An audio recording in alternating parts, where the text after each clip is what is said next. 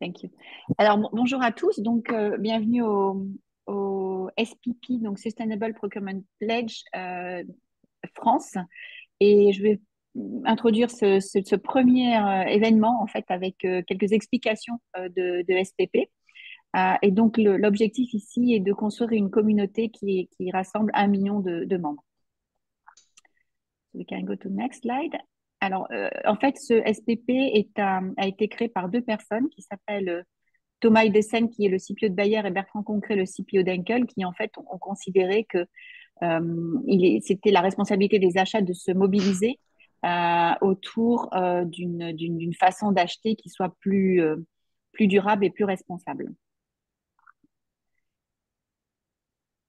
Les principes donc de ce réseau, on va dire, c'est de travailler ensemble pour essayer en tout cas de changer le monde, partager des connaissances et écouter chacun d'entre nous, laisser un héritage, commencer par soi-même, donc déjà commencer avant de dire aux autres ce qu'il faut qu'ils fassent, c'est déjà commencer par nous-mêmes, et puis euh, se positionner donc au bénéfice des gens, des people et de la planète, des gens et de la planète. Ok. Donc l'objectif, c'est de rassembler 1 million de professionnels achats d'ici à 2030 et 75% d'entre eux s'engageant autour de la durabilité parce que membre du réseau SPP. Alors, les écarts qu'on va tous travailler à réduire, c'est des écarts de confiance. Donc, inspirer nos équipes en leur donnant accès à ce réseau, à nos pairs et à la collaboration. Donc, voilà, on n'est pas seul, on peut s'appuyer sur un réseau. Un écart de leadership, comment mesurer le succès et faire bouger les organisations achats, encore une fois tous ensemble, un écart de support, permettre à chacun d'entre nous de comprendre et embarquer les bonnes pratiques achats, et, enfin un écart de connaissances, c'est-à-dire aider les équipes à comprendre quelles sont les meilleures pratiques et les appliquer. Voilà.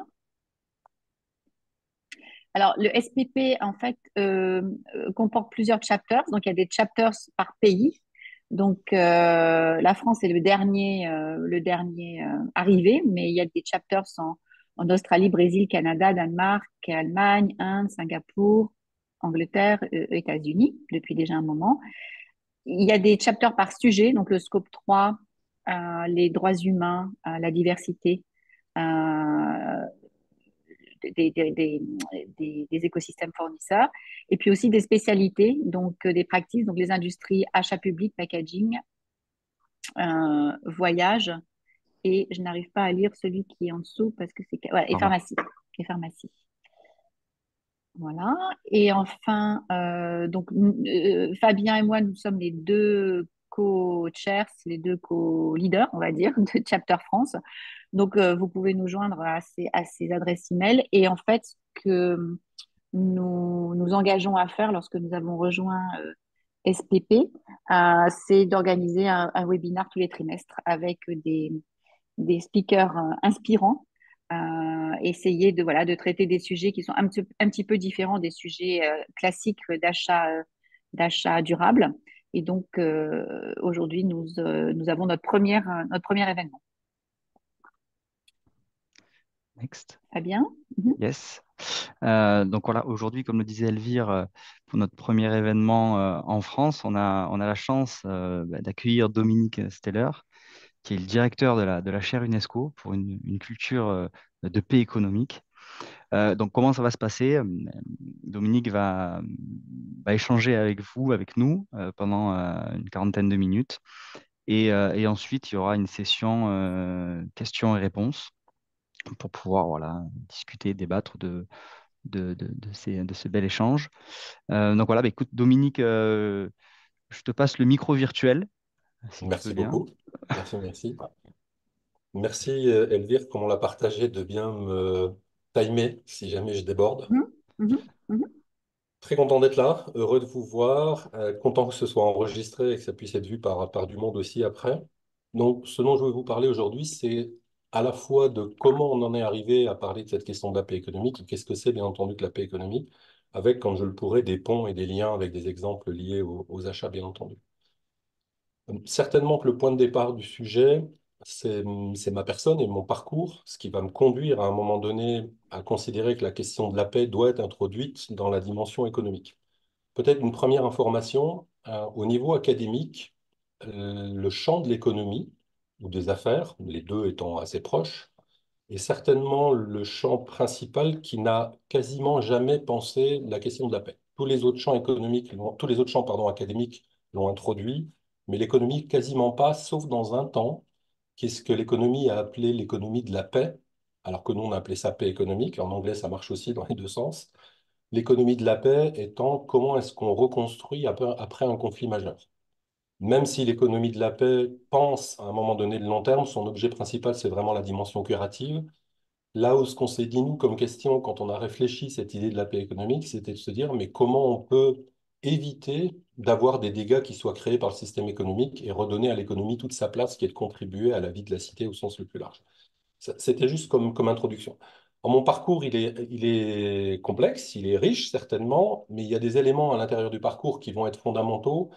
C'est le lien que je vais faire assez tôt entre la question puissance et fragilité, entre la question de qui je suis en tant que personne, qui je suis en tant que professionnel, qu'est-ce que j'ai comme capacité, qu'est-ce que j'ai comme puissance, mais en tant qu'être humain, où est-ce que j'ai aussi des zones de fragilité, des zones de vulnérabilité, donc des zones de tension qu'il va falloir que j'apprenne à gérer.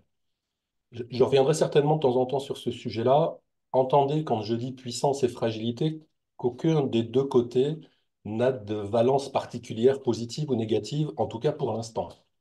L'idée de départ, c'est je suis un humain, comment cet humain va faire pour traverser ce qu'il a à gérer, les responsabilités qu'il a, en sachant qu'il va avoir un jeu entre ces deux positions-là. Pour travailler sur ce sujet-là, je vais faire des choix particuliers et dans mes études et dans ma vie, mais je vais prendre simplement deux exemples. Je me suis occupé, dans fin des années 90, de la préparation des Jeux olympiques d'équipe française pour les Jeux de Sydney.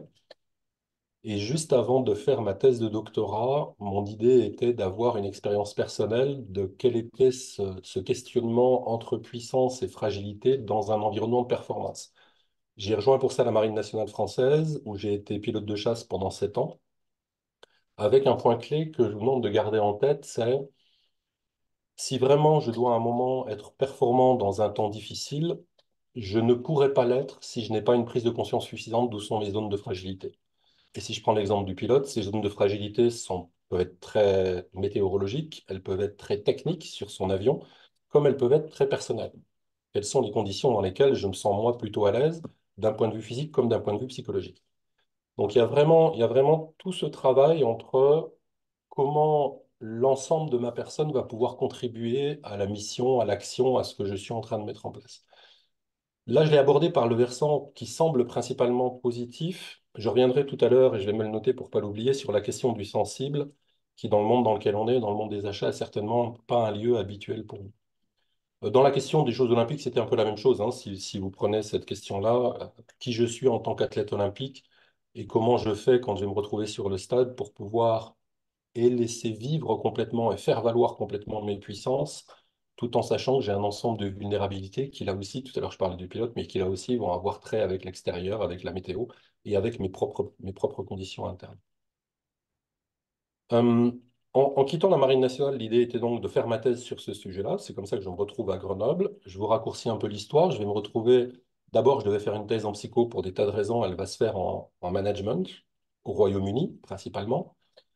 Et je vais me retrouver dans cette école de management à la fin des années 90 avec une idée en tête particulière qu'on traduit aujourd'hui dans des mots qui sont plus les mêmes que pour moi dans la fin des années 90, mais c'était déjà l'intention qui était de dire si vraiment les crises qu'on traverse, ce à quoi je crois bien entendu, si les crises qu'on traverse qui aujourd'hui sont climatiques, environnementales, sociales, politiques, voire internationales, trois petits points jusqu'aux guerres, puisque maintenant que les guerres sont pas très loin, on a le droit d'en parler.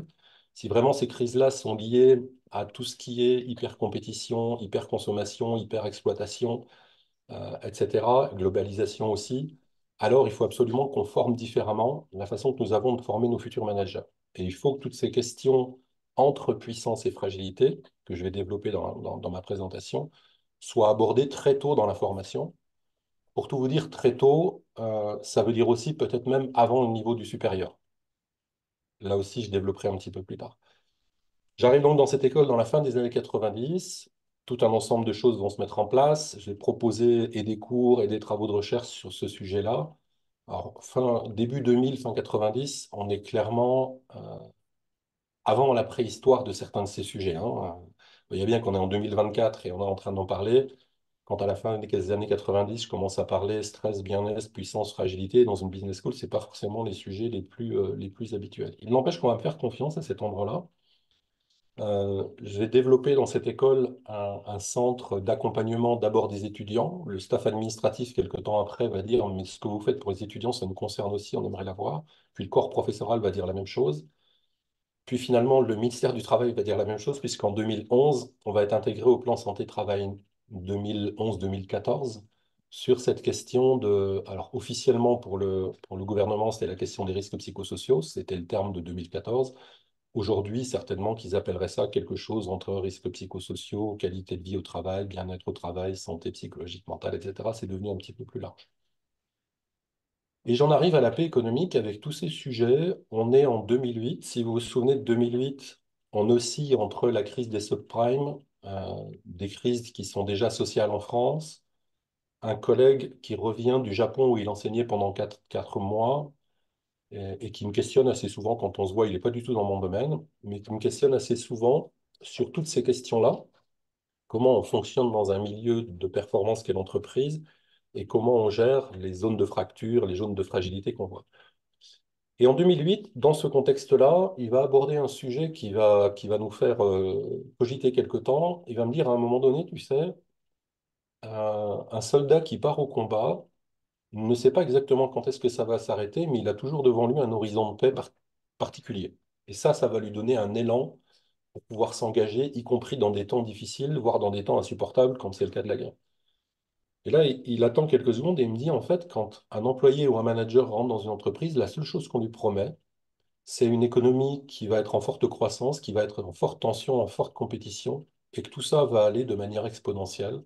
Donc, si je le redis avec les mots de départ, un combattant à qui on dit tu rentres en guerre, et celle-ci s'appelle la guerre économique, mais si vous êtes dans les achats, vous savez comme moi qu'elle peut être assez violente de temps en temps, et cette guerre économique ne s'arrêtera pas, puisque le pari de l'époque, c'est de dire ça ne s'arrêtera pas et ça continuera de s'amplifier. Et notre propos à ce moment-là, va être de nous dire, mais en fait, ce qu'on voudrait faire, nous, en tant que chercheurs, en tant qu'enseignants dans une business school, c'est reproposer un horizon à toute personne qui rentre dans le monde de l'économie. Pourquoi reproposer un horizon? Bah, tout simplement parce que dans les colloques internationaux de psychologie du travail dans lesquels je vais à l'époque, les indicateurs majeurs et les prévisions majeures, donc de la fin des années 2000, c'était de dire à partir de 2020, les problèmes de burn-out, de tension, de dépression, voire de suicide vont être majeurs dans le monde du travail. Qu'est-ce qu'on peut faire pour tenter de faire évoluer ça? Et notre premier propos à nous, finalement, si vous ramenez ma phrase de tout à l'heure, c'était de dire ben, il faut qu'on redonne un espoir particulier, il faut qu'on redonne un horizon à des gens pour lesquels, depuis trop longtemps, on leur dit travailler plus pour gagner plus, qui à un moment donné ne donne pas beaucoup de cœur à l'ouvrage, en fait, hein. Ça donne le temps d'avoir acheté la voiture plus grosse, mais une fois qu'on a la voiture plus grosse, il n'y a plus grand-chose qui apparaît derrière. Ce point de départ là va être assez surprenant. Alors, bien entendu, les premières fois où on va parler de paix économique dans la business school, ça va être un peu perturbant. Ça l'est encore aujourd'hui. J'imagine que c'était une des premières fois où vous avez dû en entendre parler encore maintenant. Donc imaginez en 2008-2009. Mais il va se passer un autre élément contextuel fondamental, c'est qu'un dirigeant que vous ne connaissez peut-être pas, mais que vous utilisez si vous avez une voiture qui s'appelle Antoine Raymond, qui dirige une entreprise éponyme à Raymond, qui est une entreprise familiale grenobloise qui date de 1860, je crois, et qui aujourd'hui est le leader mondial des pièces de fixation dans l'automobile.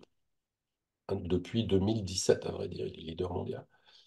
Et Antoine Raymond va me contacter à cette époque-là en me disant, je viens de lire un de vos articles, je suis convaincu par les sujets que vous évoquez, mais moi, dirigeant, je suis en vraie difficulté quand j'essaie de les aborder, et à chaque fois, ça crée des chamboulements autour de moi. Je vois bien que je fais peur avec mes salariés quand je leur parle de paix, de bien-être, etc.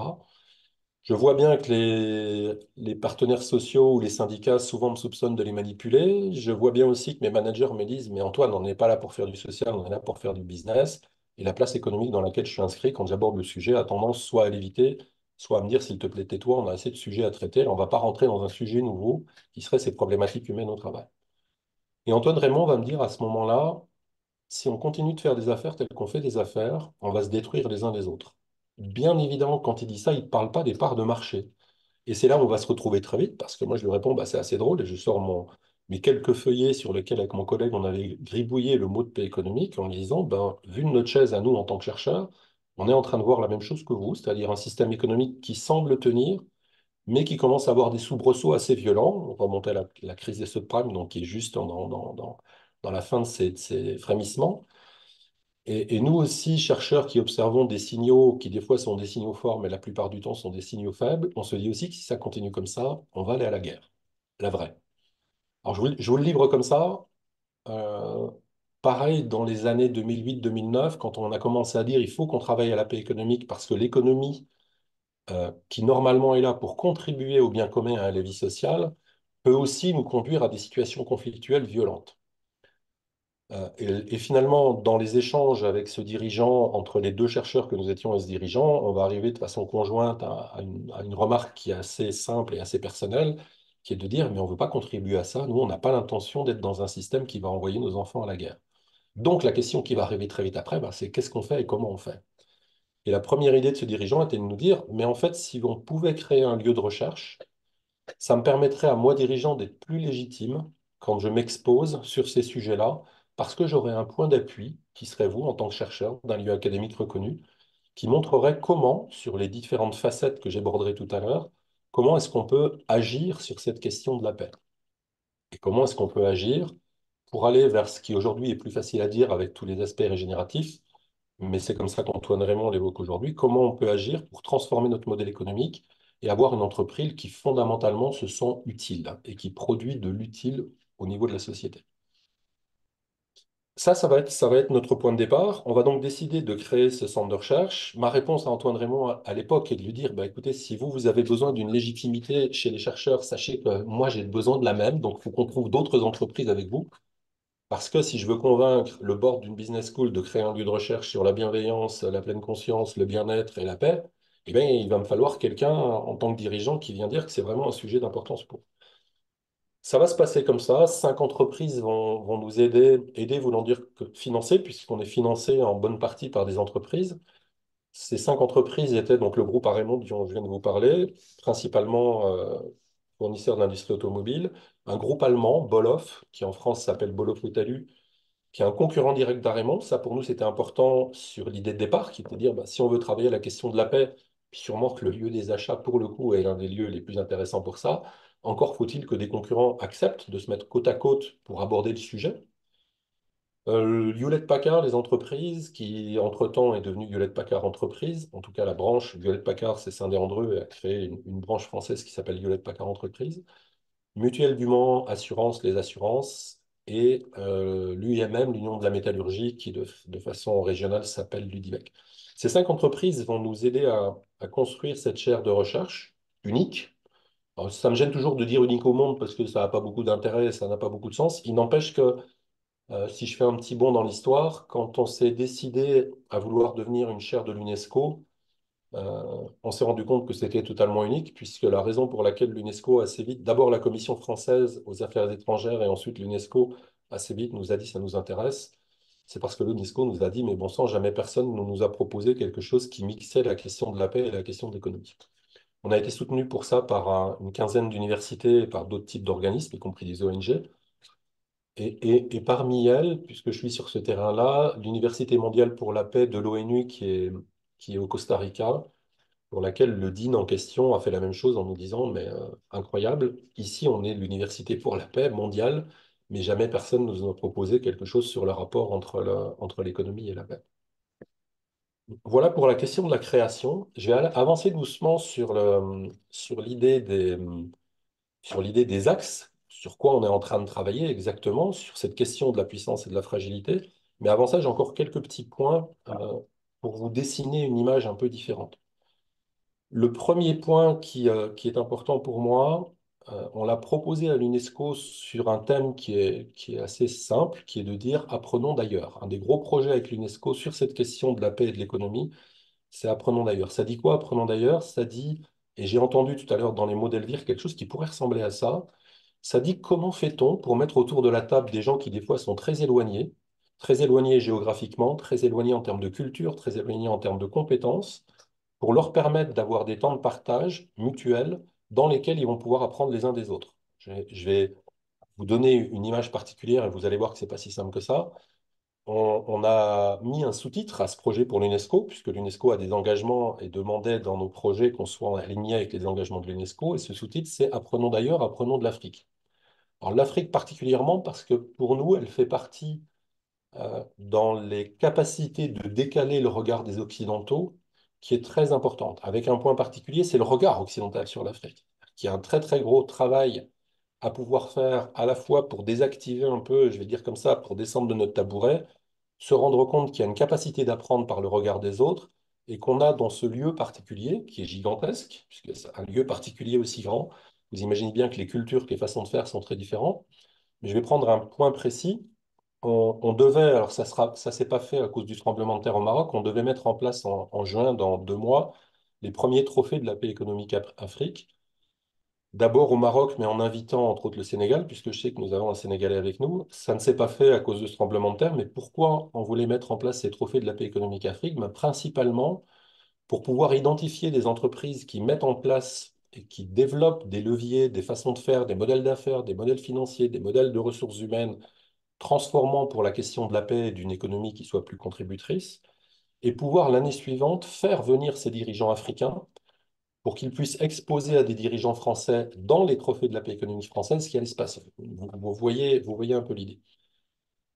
Autre exemple qui va être fondamental pour nous, là j'ai pris l'exemple de l'Afrique. Je peux vous donner, en fait, je suis en train de me dire que je ne voudrais pas zapper ça. Il y a une philosophie particulière qui vient d'Afrique du Sud. Alors il y en a tout un ensemble. Finalement, je vais vous donner 2 exemples. Mais il y en a une particulière qui vient d'Afrique du Sud qui s'appelle la philosophie Ubuntu, que Nelson Mandela a beaucoup mobilisé dans le temps où il faisait ce travail de réconciliation entre les Blancs et les Noirs en Afrique du Sud. Pourquoi il l'a mobilisé? Ben parce que si je résumais cette philosophie qui est très riche en une seule phrase, ça serait nous sommes donc je suis.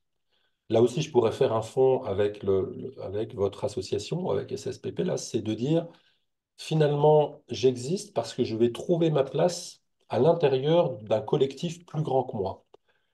L'idée n'étant pas que je vais me dissoudre à l'intérieur de ce collectif, au contraire, l'idée étant, c'est je vis parce qu'il y a le collectif. Et si vous y faites attention, s'il n'y avait pas autour de nous le collectif, ben, on ne serait pas capable de se parler aujourd'hui parce que j'aurais ni ordinateur, ni caméra, ni stylo, ni rien du tout. Je vis parce que le collectif est là. Et mon véritable ou ma véritable implication, ma véritable responsabilité, c'est dans ce collectif, voir en quoi mes compétences vont trouver leur place et vont permettre d'être performants pour que ça puisse s'améliorer encore. Le deuxième exemple que je voudrais vous donner, parce qu'il est très peu connu, le second, l'Ubuntu était déjà pas très connu, et, et on est en train de tenter de le promouvoir. Si ça vous intéresse, sur notre site, il y a un webinaire d'un Africain qui travaille sur cette question de l'Ubuntu, qui par ailleurs est en train de mettre en place quelque chose qu'ils ont appelé Ubuntu Pronaria. On a fait une conférence pour eux au mois d'août dernier au Rwanda. Et Ubuntu Pronaria, pour moi, serait certainement un excellent moyen de créer des temps de partage avec des managers français pour essayer de voir ce que ça veut dire en termes de mindset. Comment sont orientés les gens pour, à un moment donné, ne plus se percevoir comme des gens uniquement en puissance, mais comme des gens plutôt en partage. Le deuxième exemple, je vous le donne très rapidement parce il est pas très centré sur les achats, mais il est centré sur ce que je suis en train de tenter de vous dire, c'est comment fait-on pour désactiver notre regard sur les choses et nous rendre compte qu'il y a d'autres façons de partager avec d'autres. Tout à l'heure, Elvire parlait des bonnes pratiques. Moi, j'aurais tendance à parler des pratiques justes parce on sait, nous, en tant que chercheurs, que les bonnes pratiques, des fois, deviennent un peu hégémoniques et finissent par prendre la place de mauvaises pratiques. La pratique juste, elle a une tendance à essayer de coller au mieux au réel. Et la pratique juste dans un gros groupe international ne sera pas forcément la pratique juste dans une TPE, ou la pratique juste au Sénégal ne sera pas la pratique juste en France ou en Chine. Et ce dernier exemple, c'est lequel? Vous connaissez tous la Déclaration des droits de l'homme, la Déclaration universelle des droits de l'homme. Vous savez tous les deux tentatives principales historiques que sont les États-Unis et la France, les États-Unis ayant gagné d'une courte tête à ce moment-là. Ce que vous ne savez peut-être pas, c'est que le développement de ces deux déclarations universelles qui sont souvent prises en exemple pour montrer comment le monde occidental était en avance à ce moment-là, en fait, elles sont issues d'un texte africain qui est le texte du Mandé, qui est le texte d'un roi du Mali, si je ne dis pas de bêtises, du XIVe ou du XVe siècle. Et c'est ce texte africain sur comment on pouvait créer une société de partage et de collaboration qui va servir de point d'origine à la Déclaration universelle des droits de l'homme. Ça, simplement pour vous stimuler et vous pousser à vous dire, OK, il y a donc moyen de créer des espaces, j'y reviendrai dans les définitions de la paix économique, il y a donc moyen de créer des espaces dans lesquels je vais tenter non seulement d'identifier mes propres préconceptions de la vie, mes propres regards, mes propres interprétations, pour pouvoir un peu les désactiver et réussir à faire vraiment partage avec ceux ou celles qui sont face à moi. Je t'interromps, il est 1 heure, hein, donc il nous reste 20 minutes de présentation, Dominique. C'est parfait. Et tout ce que tu dis résonne vraiment avec nous, notre métier d'acheteur, parce que notre objectif à nous, c'est de nous faire rencontrer avec nos fournisseurs sur un terrain commun qui va permettre de délivrer ce dont nos deux entreprises ont besoin. Donc, je pense que ça résonne tout à fait avec notre quotidien d'acheteur. Super. En tout cas, Super. acheteur qui essaye de créer du partenariat plutôt que de gagner contre son fournisseur, au détriment ou contre son fournisseur. Merci beaucoup, Elvire. Alors, du coup, je vais prendre un exemple tout de suite, puisque comme ça, il sera bien aligné avec ce que tu viens de dire là. Un de nos mécènes, une des entreprises mécènes, travaille ou est en train de travailler. J'avoue que je ne sais pas exactement si c'est terminé ou pas la préparation qu'ils sont en train d'en faire. En tout cas, l'un des choix qu'ils ont fait dans leur démarche de progresser sur cette question de la paix économique a été de développer un agrément qu'ils ont décidé de discuter et de faire signer à leurs nouveaux fournisseurs. C'est-à-dire qu'à chaque fois, ont-ils décidé maintenant qu'ils vont rentrer dans une nouvelle relation client-fournisseur, leur proposition est de dire, avant de discuter des matières, des produits et avant de discuter des coûts, ce qu'on vous propose dans le premier mois, c'est de s'asseoir autour de la table et de réfléchir ensemble à une seule question qui est comment allons-nous créer de la valeur? Comment est-ce qu'ensemble on va pouvoir grandir? Et si nous arrivons à signer cet agrément, alors nous deviendrons clients fournisseurs et nous irons regarder la question des produits et des coûts. Si nous n'arrivons pas à signer cet agrément, c'est qu'il y a quelque chose qui dysfonctionne dans notre relation, on ne veut pas la mettre en place. C'est la même entreprise, en fait je l'ai déjà cité, mais c'est la même entreprise qui, dans sa culture achat dans les années 2017, je crois, a déjà introduit beaucoup de choses.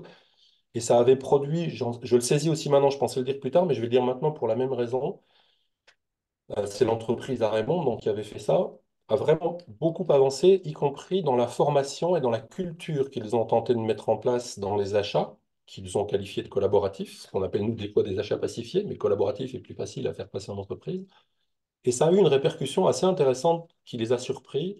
Ils ont comme client, comme fournisseur, pardon, BASF, que vous devez connaître, qui est donc un géant allemand. Et à un moment donné, BASF a décidé d'en faire des clients étoiles. Et quand le dirigeant français, qui est certes une très belle ETI, mais qui par rapport aux autres clients de BASF est plutôt un nain, quand le client français a reçu cette information disant vous devenez un client étoile, il a contacté BASF en disant c'est super, on est vraiment très heureux, mais on aimerait comprendre pourquoi. Et BASF va leur répondre vous devenez client étoile parce que jamais nous n'avons eu un relationnel dans la relation client-fournisseur qui est comme le vôtre. Et on veut comprendre, on a envie d'apprendre de vous. Si je fais un petit point avec ce que je vous ai dit avant dans ma question apprenant derrière, le apprendre de vous, il est là. C'est-à-dire tout à coup d'avoir un géant qui réussit à se dire, mais en fait, je peux apprendre d'un petit client. Le, le moment le plus intéressant, c'est pas forcément celui-ci. Le moment le plus intéressant, c'est que la Covid va arriver. Et quand la Covid arrive, BASF, trop vite, certainement, manifestement, dans ce qu'on va apprendre après, envoie un courrier à notre partenaire en lui disant, on est vraiment désolé, ça a été décidé au-dessus de nous, on vous impose une augmentation immédiate de 10% sur l'ensemble des produits qu'on vous envoie. Bien sûr, le dirigeant français va appeler BASF en disant bah, attendez, si vous nous mettez 10% là, alors qu'on est déjà dans une chute d'activité à plus de 60%, vous allez nous tuer assez rapidement. Et BASF va répondre quelque chose qui là va être pour moi le plus intéressant. Je dis le plus intéressant, je fais une petite parenthèse, parce que dans cette entreprise qui avait fait ce travail d'achat responsable, comme les choses marchaient bien, il commençait à y avoir un espèce de fantasme que tout allait durer. Et je voudrais que vous entendiez avec mon exemple que dans cette question de la paix économique, l'objet n'est pas d'atteindre un moment donné où tout ira bien, l'objet est de voir comment je fais du mieux possible pour que tout fonctionne bien et que quand ça dysfonctionne, je sois encore capable de rester dans une démarche qui soit une démarche de construction et pas une démarche simplement de rattraper les pots cassés. Donc BASF impose les 10%, le dirigeant français appelle BASF en colère, un peu énervé en se disant là je comprends plus, on nous donne l'étoile il n'y a pas très longtemps et maintenant on nous colle 10%, ce qui va nous mettre au bord du gouffre. Et très rapidement, la personne qui est au téléphone lui dit écoutez, on est vraiment désolé, je vous présente toutes mes excuses, le courrier est parti plus vite vers vous qu'on imaginait parce que vous êtes parti dans l'eau de l'ensemble de nos clients. On ne va pas pouvoir faire autrement. Les 10%, vous allez devoir les engranger. Par contre, on va venir vous voir et on va travailler avec vous pour voir comment on peut vous aider dans ce temps-là. Comment on va étager, comment... Je ne sais plus quelle solution ils ont pris, puis excusez-moi, je suis plutôt un psy, moi. Mais en tout cas, ils vont venir voir leur client français, qui est un petit client, sur le thème de on ne veut pas perdre cette relation, on veut continuer d'apprendre de votre façon d'être dans une relation client-fournisseur. Donc, on va trouver toutes les options qui seront possibles et imaginables pour que vous ne soyez pas différents des autres, pour qu'on puisse répondre aux demandes qu'on a au-dessus de nous, mais qu'on puisse vous conserver. Ça, pour moi, c'est le moment fondamental pour une raison majeure. C'est ce que va retenir notre partenaire, c'est la chose clé sur la paix économique, c'est pas un idéal à atteindre. L'idée de la paix économique n'est pas que des chercheurs vont inventer un modèle qui, s'il est appliqué n'importe où sur la planète, le modèle va être majeur, il fonctionnera bien et tout ira bien. L'idée fondamentale de la paix économique, c'est, je vais prendre une citation d'Héraclite, la vie oscille entre ce qui concorde et ce qui discorde. Ça, c'est la vie, et ça bougera pas, et c'est très bien comme ça. Donc l'idée de la paix économique, c'est si la vie oscille entre ce qui concorde et ce qui discorde, à quoi est-ce que nous, on veut contribuer? Est-ce qu'on veut contribuer à un système qui dégrade?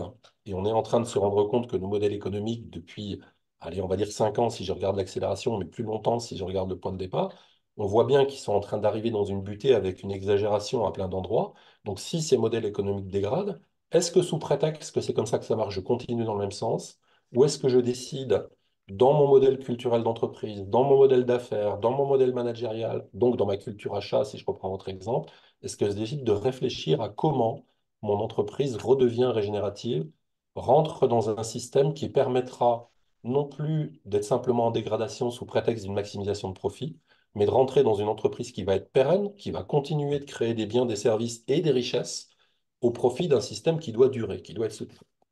Ça c'était vraiment fondamental et pour moi, cet exemple-là est majeur, puisque ce qui va se passer dans cette entreprise française, le patron des achats va m'appeler, bien sûr, hein, quand ça va se passer, puisqu'il avait témoigné quelque temps avant dans une conférence en disant à tout le monde, ce qui m'avait fait sourire, mais j'avoue que je n'avais pas réagi à ce moment-là, puisque ça nous passait du baume à nous, en disant à tout le monde, regardez, la paix économique, c'est fabuleux, on est en train de transformer, on a des relations incroyables, BASF nous a fait devenir un client étoile, et le jour où il se fait rattraper par la police, il me passe un coup de fil en me disant, dis donc, je suis dans la cata là, parce que tous mes acheteurs m'appellent en me disant, ben voilà, ton truc de la paix économique, regarde où ça nous mène. Et le propos de certaines équipes d'acheteurs, entendez-le, je suis sûr qu'ils résonnent en vous, c'était de dire à leur patron des achats, que vous certainement devez être ou avez été, était de dire à leur patron des achats, bah tu vois en fait ton truc là, tu nous as bassiné, mais en fait la vraie vie c'est quand même quand c'est rude. Donc nous ce qu'on te demande c'est de retourner à ce qu'on faisait avant. Ok, c'était pas Mhm. très sympa, mais au moins ça tenait, puis quand il y avait combat, il y avait combat. Donc il me rappelle sur ce thème-là, premièrement un petit peu agacé, lui aussi en se disant, mais est-ce que j'ai pas fait une erreur? Est-ce que j'aurais pas dû faire autrement? Et en me disant, qu'est-ce qu'on fait? Et ma réponse va être de lui dire, mais en fait, non, tu n'as pas fait d'erreur. En tout cas, tu n'as pas fait d'erreur sur le fondement, mais tu as fait une erreur à un petit endroit qui a été à un moment donné de leur faire croire que la vie allait changer et qu'il n'y aurait plus de problème. Sauf que là, bah, on a un problème majeur qui est en train d'arriver. Et comme tu as passé du temps à leur dire, regardez comme c'est fabuleux, un peu ce que vous connaissez peut-être sur les questions de bien-être au travail, hein. C'est-à-dire il y a des dirigeants, des fois, qui sont tellement emballés par la question du bien-être que tout à coup, la personne qui ne se sent pas bien dans son travail se sent impossible ou incapable ou interdite de venir dire je ne vais pas bien, puisqu'on est dans une culture qui, sur les murs à l'entrée, a mis comme valeur de l'entreprise le bien-être pour l'ensemble des salariés et n'arrête pas d'en parler, ce qui crée une autre forme de dictature. Donc ça, c'était vraiment pour moi un point majeur. Paix économique ne dit absolument pas nous sommes en train de viser un point d'arrivée où tout ira bien. Paix économique dit comment chaque jour, dans chacune de mes activités, que ce soit dans ma relation managériale avec mes collaborateurs, que ce soit dans ma relation client-fournisseur, que ce soit dans ma culture achat, que ce soit dans l'étalonnement de mes budgets, que ce soit dans ma capacité de produire utile ou pas produire utile, est-ce que je peux systématiquement me poser la question de à quoi je veux contribuer? Attention, quand je dis à quoi je veux contribuer, je ne suis pas un grand juge qui est en train de porter un jugement moral sur quelqu'un qui n'avancerait pas de cette manière-là. C'est pas mon propos, c'est pas ma intention, et j'ai terminé de croire, si j'ai voulu le faire à un moment donné, j'ai terminé de croire que je voulais convaincre du monde qu'il fallait agir dans le bien. Que chacun fasse comme il le sent. Moi, ce que je suis en train de vous partager, c'est ma conviction. C'est que posé face à tout ça, je peux me poser la question de à quoi j'ai envie de contribuer. Un petit point, bien sûr, je l'ai dit, mais je vais le redire parce que des fois, je sais qu'il passe à travers. Un petit point que vous devez vous poser, qui est important, hein, c'est la question du profit. On a là un modèle économique qui fonctionne depuis longtemps. Hier soir, j'ai écouté les informations qui parlaient de M. Pompidou, qui parlaient de la Pompidou-mania sur le thème de ça semblait joli et ça semblait sympa, mais qui rappelait qu'il était directeur général de la Banque Rothschild et que sa façon de fonctionner était quand même bien une façon très centrée sur la maximisation des profits. Dans cette question de la paix économique, bien entendu que le profit reste, pour une raison qui est simple, c'est que notre propos à nous, il est certainement pas ni de créer des kolkhozes, ni de créer une entreprise qui ne sera pas capable de tenir parce qu'elle aura tout fait ce qu'il ne fallait pas faire pour que l'entreprise soit pas pérenne.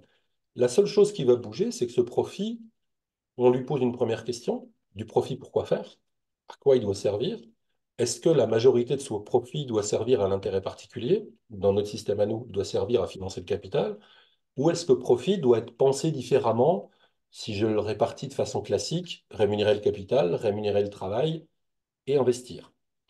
Dit dans nos mots à nous d'aujourd'hui, finalement, la question du profit va passer d'un profit comme une fin en soi, une entreprise qui travaille uniquement parce qu'elle veut générer du cash, à une entreprise qui génère du profit pour une question majeure, c'est qu'elle veut pouvoir être utile sur le long terme.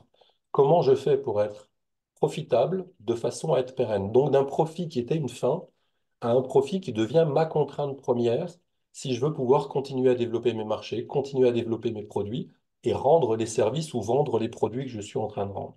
Donc une économie, si je le redis avec les mots du philosophe français Patrick Vivray, qui fait que cette petite maison qu'on appelle économie n'est plus hégémonique. Hégémonique voulant dire une économie qui aujourd'hui, si vous regardez autour de vous, pèse sur tout avec son modèle. Il n'y a plus une décision politique qui n'est pas prise par rapport à l'économie. Le sport ne sait plus fonctionner en dehors de l'économie, l'art non plus, l'éducation non plus. Tout fonctionne autour de la question économique.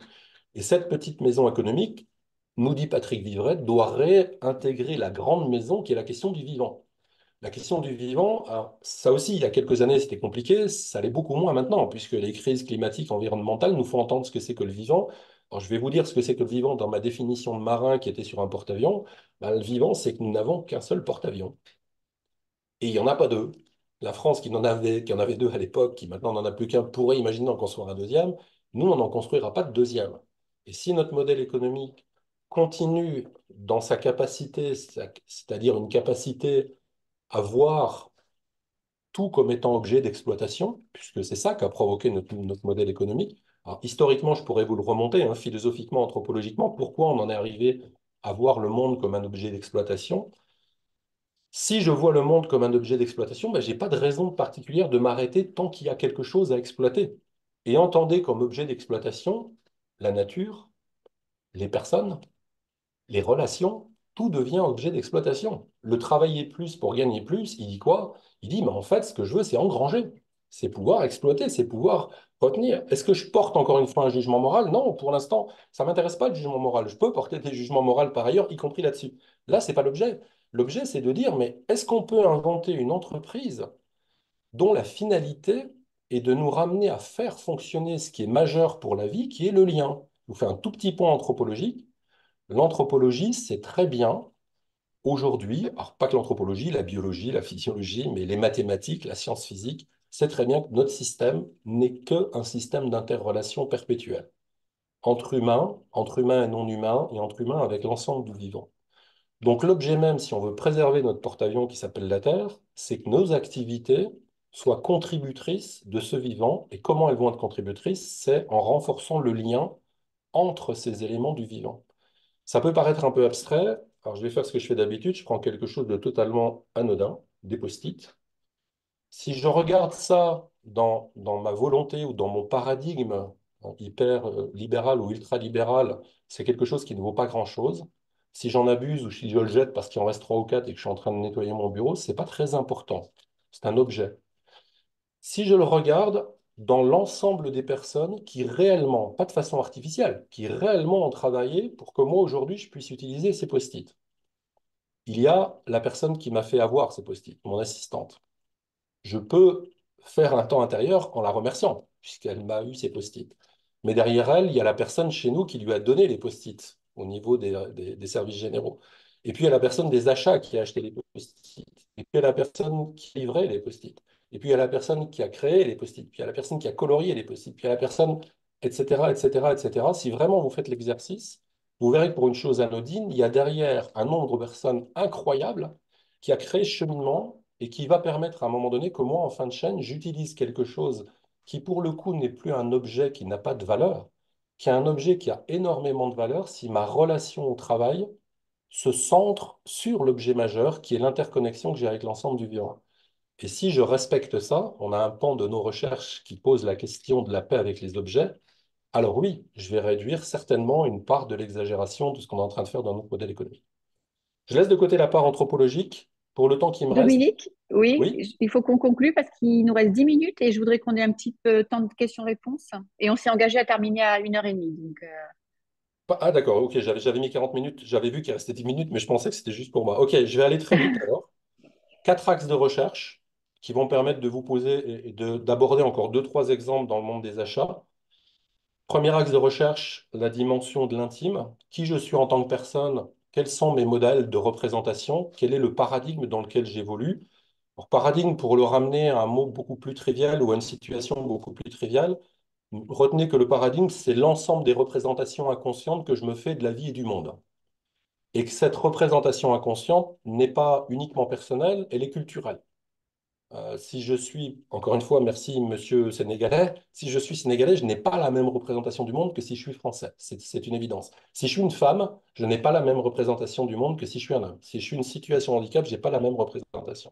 Ce premier axe de recherche, il dit si vraiment je veux devenir contributeur du bien commun, si vraiment je veux être en lien avec les autres, alors j'ai un premier travail à faire qui est de savoir quelles sont mes représentations du monde. Et je vais vous faire un petit exercice qui prend 2 secondes. Je ne vous demande pas de répondre puisque vous êtes online. Si je vous dis qui veut la paix, vous répondez quoi dans votre esprit? Mon pari, c'est qui veut la paix? La fin de la phrase, c'est prépare la guerre. Notre propos à nous, et en tout cas à moi qui suis un ancien officier, je peux vous assurer que si pendant 7 ans vous vous préparez à la guerre, vous n'êtes jamais prêt à la paix. Prêt à la paix, pardon. Au contraire, vous êtes prêt à aller au combat et vous n'attendez que ça. Si je ferme ma parenthèse avec l'exemple des achats, j'ai fait une conférence il y a 1 an et demi, et dans cette conférence, il y a des étudiants d'un master achat d'une université française qui n'était pas à Grenoble. Ces étudiants sont venus me voir à la fin et m'ont dit, mais monsieur, vous savez que c'est encore comme ça qu'on nous forme. On nous prépare au combat que vont être les achats. Entendez donc que si je prépare à la guerre, si je veux la paix, je dois me préparer à la guerre, qui fait partie de notre paradigme, qui est de croire qu'il faut que je sois fort et dur pour que je puisse m'en sortir. Ce que me disent des fois des parents dans des conférences, mais si vous dites ça, nos enfants ne seront pas prêts à faire face au conflit. Ma seule réponse est de leur dire, vous savez quoi? La compétence la plus importante de la paix, c'est ma capacité de confrontation. Parce que si je ne sais pas me confronter à la dimension conflictuelle, alors je ne pourrai jamais reconnaître avec l'autre qu'il y a une tension et qu'il va falloir qu'on pose la tension sur la table si on veut pouvoir la discuter et la négocier. Deuxième axe de recherche, la dimension du collectif. Maintenant que j'ai travaillé un peu sur mes propres représentations, comment est-ce que je travaille sur ma relation à l'autre, ma relation au collectif, la qualité de vie au travail, l'intelligence collective, etc., qui va m'amener à des modèles managériaux, des modèles culturels différents. Troisième axe de travail, la relation à l'ensemble des parties prenantes. C'est dans ce troisième axe que nous avons des collègues qui travaillent sur les achats responsables, collaboratifs ou pacifiés, mais on a aussi des collègues dans le contrôle de gestion qui ont travaillé sur comment transformer le regard et le comportement des contrôleurs de gestion pour qu'ils ne soient plus vus seulement comme des contrôlants, mais des accompagnants. Et on a aussi des gens qui ont travaillé sur ce qui va provoquer notre axe 4, qu'on a appelé, pour lequel on a créé un projet, pardon, c'est l'axe qui est plutôt systémique et structurel, qui, au-delà de la relation avec les parties prenantes, va poser la question des territoires et la question des grands sujets systémiques et structurels. La violence des contrats d'affaires internationaux, les décisions politiques au niveau des États, est-ce qu'elles vont provoquer dans l'économie et en effet de rigole, ce qu'on peut provoquer sur la population. Voilà nos axes principaux de recherche. Je regarde si j'oublie quelque chose de majeur. Oui, je vous avais dit que je vous donnerais quelques exemples. Alors, je vais vous en donner deux, puisque je les ai eus la semaine dernière au niveau des achats, puisque je vous ai donné le troisième sur l'entreprise à Raymond. Ces deux sont assez surprenants. C'est une entreprise qui travaille avec la Guyane, donc on est toujours en France, qui travaille dans des questions de restauration collective et qui va se retrouver dans ces questions de restauration collective face à des consultants qui sont des anciens employés de la même entreprise, mais qui tout à coup vont revenir les voir en leur disant, écoutez, on n'a jamais fait jusque-là, mais maintenant ça suffit, parce que les bananes ne font pas 120 grammes tel que vous le prétendez, elles en font seulement 110, et les kiwis ne font pas 90 grammes, ils font en moyenne 88 grammes. Et on va donc vous mettre des pénalités de retard parce que maintenant, on voit que ça fait plusieurs mois que c'est le cas. Ça fait plusieurs mois, on a tous les documents qui montrent que le client vous a demandé de le rectifier. Ça n'a pas été rectifié, donc les pénalités de retard vont tomber. Ça, c'est intéressant pour moi puisque j'accompagne le patron des achats de cette entreprise multinationale, mais là, on est sur la partie française, qui essayait de se dépêtrer dans comment je vais sortir de ça et dans quelle pratique je vais me sortir de ça. Et le chemin sur lequel on a avancé, ça a été de voir avec lui comment il allait pouvoir retourner en relation avec son client pour lui montrer que ce qui va compter, c'est pas tant le poids de la banane que comment vont-ils pouvoir pérenniser une relation si vraiment ils veulent que ça fonctionne bien, en l'occurrence en Guyane, puisqu'il n'y a pas beaucoup d'autres fournisseurs qui vont pouvoir être capables de faire ce que lui fait aujourd'hui. Dernier exemple, on est là dans le système des prisons françaises, qui parfois sont gérées par des privés et parfois par le public. Pas la prison en tant que telle, elle est gérée par le public systématiquement, mais tout le système de catering et tout le reste, tout ce qui va autour. Et cette personne me dit, en fait, dans ces prisons, on s'est retrouvé dans une situation dans laquelle on nous a demandé de prendre en charge une prison qui jusque-là était gérée entièrement par l'État. Et nous avions 2 jours pour faire le tour de la prison et identifier et signaler à l'État l'ensemble des systèmes qui étaient dysfonctionnels pour que ça ne vienne pas peser sur notre activité à nous. Et la personne me dit, vous imaginez bien qu'en 2 jours, c'est impossible de faire et le tour de tous les fonctionnements de l'ensemble des systèmes d'une prison et le tour de tous les stocks que nous allons avoir à gérer et donc de signaler à l'avance tout ce qui va se passer. Et là, ils vont se rendre compte d'une chose assez désagréable, c'est que dans une prison, ils vont avoir à gérer les serrures. Vous imaginez combien les serrures dans une prison sont quelque chose d'important. Ils vont se rendre compte que le stock qui était censé ne pas être à zéro est à zéro. Donc, ils vont signaler à leurs clients, après les fameux 2 jours, que le stock de serrures est à zéro, là où on leur annonçait qu'il y avait un chiffre dans ce stock. Le client va lui dire, pas de problème, on comprend. On va donc essayer de rechercher où sont ces serrures et les pénalités, on les infligera à cette personne. Sauf qu'ils vont les infliger à l'autre structure, mais aussi à mon propre client aujourd'hui, qui va continuer de dire à l'État, mais ça, c'est pas normal. Et l'État lui dit, mais si, vous avez signé un contrat. Dans les 2 jours, vous deviez identifier qu'il n'y avait plus de serrure. La fin de l'histoire assez rigolote, c'est qu'en fait, l'ancien gestionnaire n'était pas un privé, c'était bien l'État, qui lui, entre les 2 jours, a récupéré l'ensemble de ses serrures, les a mises dans une autre prison. Mais l'État n'a rien voulu savoir, on est resté avec des pénalités de retard, et s'il y en a quelques-uns parmi vous qui travaillent avec l'État, qui étaient fixes, inamovibles, inchangeables, et pour lesquels c'était quasi impossible de s'y retrouver, de s'en sortir, simplement parce que quand le fournisseur essaye de rentrer dans la bureaucratie française, bah, il arrive toujours à un moment donné où il y a épuisement, et il dit, OK, je vais payer mes pénalités de retard, et on va commencer à travailler, sinon on s'en sortira jamais. Là, on voit bien qu'il y a un dysfonctionnement et qu'on est dans ce que nous, on va appeler après une problématique de guerre économique, puisque l'objet n'est pas d'avoir une relation pérenne, l'objet est tenter de réduire ma marge pour celui qui va travailler, pour tenter d'améliorer mes résultats. Merci beaucoup pour votre écoute et je reste ouvert à toutes vos questions. Merci Dominique, c'était absolument passionnant. Merci. On a un petit peu dépassé le temps. Alors, il reste encore 3 minutes. Est-ce qu'on a une question parmi l'auditoire? Ou un commentaire, ça peut être une question, un commentaire, un enrichissement du propos de Dominique. Alors, Voilà. sauf si les personnes ont besoin de partir, bien sûr, puisque c'était 12h30, 13h30, comme on a démarré un peu de retard, moi je suis dispo pour rester encore avec lui, avec vous, pardon, sur quelques minutes qui suivront, hein. J'ai pas de souci à aller un peu plus loin que 13h30, vous me direz. Alors, est-ce qu'on a une question ou un commentaire? Oui, j'avais vu une main qui s'était levée, mais elle n'est plus là. Si, Mamadou. On a une Oui, question de merci Tanguy. beaucoup. On a En une fait, question de c'est... Tanguy par Ah, OK. écrit et puis Mamadou Donc, qui a je effectivement laisse levé la Tanguy, question. je laisse Tanguy d'abord et puis après, je reprends vu que c'est un écrit, d'accord? Comme ça, Dominique Mm. a le temps. Moi, c'était une contribution. Voilà. Tanguy. Merci. Mm. Merci. Ma question a reçu sa réponse, parce que j'avais juste pas noté le troisième axe de recherche et Fabien déjà a répondu, donc elle est bonne. Je repasse la parole à Mohamedou. Parfait. Merci. Oui, merci beaucoup, Dominique. Je pense qu'en fait, on s'aligne un peu sur ça, la paix économique, comme tu le notifies en fait dans ton plaidoyer et dans ton commentaire. C'est pratiquement une émotion. Donc, il faut après savoir comment réagir en fait à la difficulté qui s'impose à nous en tant qu'architecteurs. Voilà, dans la méthodologie d'achat, mais aussi les différents exemples que tu as énumérés sont, présentent réellement en fait le phénomène en lui-même. À nous maintenant de savoir un peu comment on arrive à faire une jonction et une situation managériale en fait des situations. Mais en toute chose, comme tu l'as dit, y a toujours une opportunité en fait de ramener la paix en économie relativement à tous ces éléments, ces intempéries, ces situations néfastes qu'elle va rencontrer. Donc, c'est vraiment une contribution pour dire que éventuellement, il y a toujours une assise en fait sur la paix économique. Et voilà, à nous maintenant de trouver les voies et moyens, soit de manière émotionnelle, soit de manière euh, analytique en fait, pour pouvoir trouver le juste milieu. Donc, pour reprendre un peu et appuyer un peu ton commentaire, c'est juste la juste valeur, quoi. Donc, merci Merci beaucoup, beaucoup. merci infiniment voilà, pour ce développement que j'apprécie énormément. Merci beaucoup, merci Merci infiniment. beaucoup, Mohamedou. Juste un petit rebond rapide. C'est pour ça qu'on a ce premier axe sur la dimension de l'intime.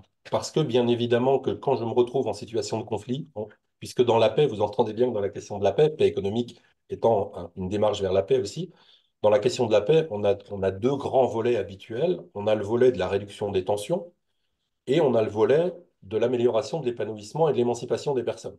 Et les deux volets doivent pouvoir fonctionner en même temps. Mais très souvent, la question de la paix va s'aborder par la dimension du conflit.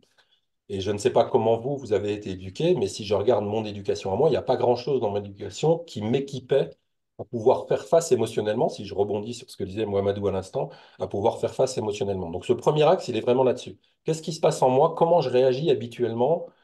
Et comment je fais? Je vais vous donner l'exemple le plus simple et le plus caricatural, hein. Vous êtes dans une relation conflictuelle avec un client ou un fournisseur. Si nous n'avons aucune éducation à cette situation-là, il va se passer chez tout humain ce qui se passe chez tout humain, à vrai dire chez tout être vivant, c'est que vous allez avoir une réaction qui va osciller entre deux extrêmes. Le premier extrême qui est la fuite. La fuite à l'intérieur de vous, ça va donner non, non, mais je n'ai rien à dire du tout, là, je vais la fermer. De toute façon, on est vendredi soir, donc c'est hors de question que je dise quelque chose maintenant. Par contre, quand vous allez sortir de la réunion, vous allez vous en vouloir parce que vous n'avez rien dit et vous allez rentrer chez vous en disant purée, une fois de plus, je n'ai pas été capable de dire et tout le week-end va suivre en étant mauvais. Donc ça, c'est un côté de la réponse habituelle de l'être humain. Comment je m'en sors face à cette situation de peur? Et vous avez l'autre côté. Si vous vous sentez beaucoup plus puissant ou beaucoup plus puissante, vous allez frapper. Et quand vous allez quitter cette réunion en ayant frappé, c'est-à-dire en insultant, en agressant, en étant très rude avec le client ou le fournisseur, quand vous allez sortir de ceci, vous êtes aussi insatisfait ou insatisfait, avec les mêmes attaques contre vous-même en vous disant, mais qu'est-ce que j'ai fait? C'était pas le moment de réagir de cette manière-là, c'était pas la bonne stratégie. Dans cette idée de la paix économique, c'est prendre conscience de ça sur le premier axe pour pouvoir ensuite développer. Alors juste si je peux rajouter un mot, c'est qu'il va y avoir tout ce qui est au-delà de l'émotion. Ensuite, comment j'installe une culture à l'intérieur de mon entreprise? Comment est-ce que je fais pour que les valeurs, puisque beaucoup d'entreprises depuis 20 ans travaillent sur leurs valeurs, maintenant sur la raison d'être, comment je fais pour que ma raison d'être se décline en comportement effectif dans le temps de travail, de manière très opérationnelle? Jeudi dernier, j'ai fait une conférence avec Veolia Eau. La direction régionale ici était présente, c'était une conférence pour les étudiants chez nous. Le directeur régional racontait toute la stratégie de RSE de l'entreprise Veolia, mais à un moment donné, il a dit quelque chose de majeur. Il a dit, bon, tout ça, c'est très, très beau. Ça nous est arrivé du board et de la direction nationale, mais imaginez maintenant, moi qui suis directeur régional Auvergne-Rhône-Alpes, comment je fais pour faire passer une raison d'être à des opérateurs qui, eux, sont des opérateurs qui cherchent des fuites. Et là, on voit bien que le passage entre la raison d'être, les grandes valeurs et les fuites, Et ben, au-delà de l'émotion, il va falloir tout un travail sur qu'est-ce que ça veut dire en termes de compétences. Qu'est-ce que ça va transformer dans le métier pour qu'en bout de chaîne, mon acheteur, il ait un comportement qui soit différent, si je le remets sur les achats et pas sur les opérateurs. Voilà, donc c'est pour ça qu'il y a tous ces axes. Je vais vous donner le quatrième axe parce que du coup, je ne suis pas sûr que Tanguy l'ait noté. Il y a les trois premiers, l'intime, le collectif et l'ensemble des parties prenantes. Puis il y avait celui du systémique qui va intégrer la question du territoire. L'un de mes échanges dans cette conférence avec Veolia, ça a été de lui dire, bah, dans la question du territoire, il y a un travail qu'on tente de faire avec certains territoires, qu'on a appelé territoire de paix économique, qui est de dire comment je fais travailler ensemble sur un même territoire des acteurs qui se côtoient pas ou peu, et qui souvent se côtoient uniquement dans un temps conflictuel. On a déjà mis ça en place dans deux territoires, les Vals de Dauphiné, qui est 36 communes du Nord-Isère, avec la sous-préfecture qui est là et l'administration territoriale. On l'a remis en place avec l'ensemble du département de la Loire, la préfecture de la Loire et des entreprises privées.